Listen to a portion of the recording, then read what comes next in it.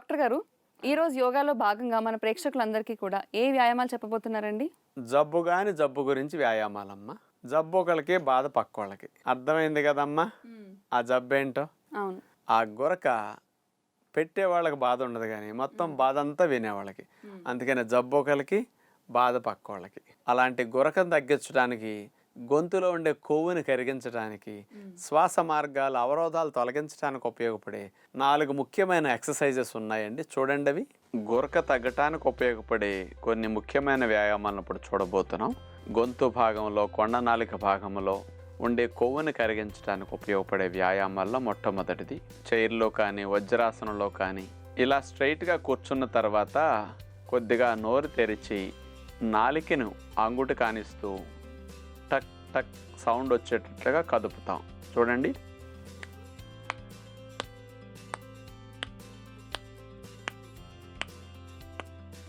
పిల్లలు కూడా ఎప్పుడన్నా ఏడుస్తున్నా మనం వాళ్ళని ఆడించాలంటే ఏదో ఒక శబ్దం చేస్తాం కదా, నవ్వించడానికైనా.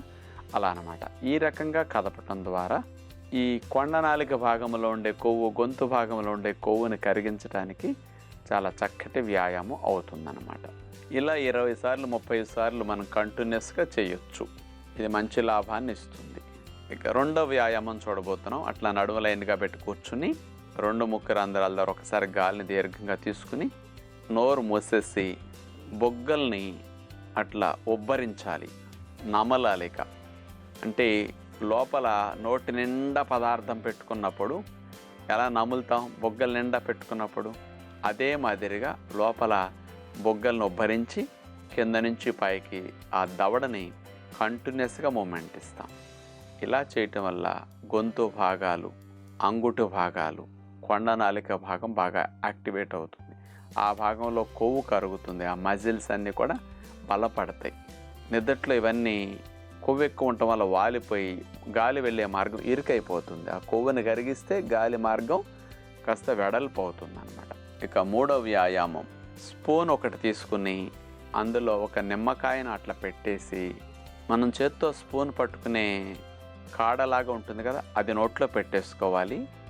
ఇక దంతాలేమి ఆనించకూడదు. 2 పెదాల మధ్యలోనే స్పూన్ కాడ పట్టేసేసుకోవాలి.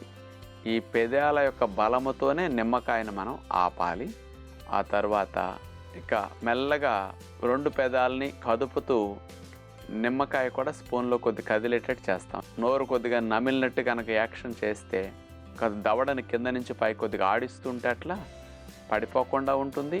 బాగా ఈ నిమ్మకాయ స్పూన్ బరువు కూడా అట్లా కదిలేసరికి దాన్ని కదుపుతూ ఈ దవడ భాగాలు, పెదాల భాగాలు, గొంతు భాగాలు కూడా యాక్టివేట్ అవుతాయి. కింద భాగంలో కదలికలు బాగా వస్తాయి అన్నమాట. ఈ రకమైన ఎక్సర్సైజ్ కూడా గురక తగ్గించడానికి ఈ నోటితో మనం చేస్తాం.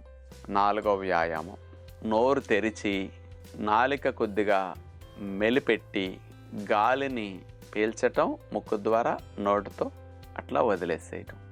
కంటిన్యూస్గా మూమెంట్ కూడా చూడండి. వదులుతూ పైకి వెళతాం, మళ్ళీ పైనుంచి అట్లా వదులుతూ కూడా కిందకు వస్తాం. ఇదే విధముగా కంటిన్యూస్గా నెక్ మూమెంట్ ఇస్తాం. గాలిని తీసుకోవటం, అట్లా కింద నుంచి పైకి వెళ్ళేటప్పుడు వదలటం, మూమెంట్ ఇవ్వటం చేయాలన్నమాట. ఈ రకమైన మూమెంట్ మీరు చేసేటప్పుడు చూడండి, నాలిక భాగము, కొండ నాలిక భాగము, గొంతు భాగము, శ్వాసకోశ సంబంధంగా గొంతులో ఉండే జంక్షన్లో ఆ భాగాలు ఇవన్నీ కూడా కొవ్వు పట్టి ఉన్నాయి, బాగా కరుగుతాయి అన్నమాట. చూశారు కదండి, గురక సమస్యతో బాధపడే వాళ్ళందరూ కూడా డాక్టర్ గారు చూపించిన ఈ వ్యాయామాలను తప్పనిసరిగా పాటిస్తే గురక పెట్టరు, పక్కన వాళ్ళని బాధ పెట్టరు. అందుకే డాక్టర్ గారు చెప్పినట్టుగా ఈ వ్యాయామాన్ని ప్రతిరోజు చేసుకుంటే గనక గురక సమస్య నుంచి త్వరగా ఉపశమనం పొందొచ్చు.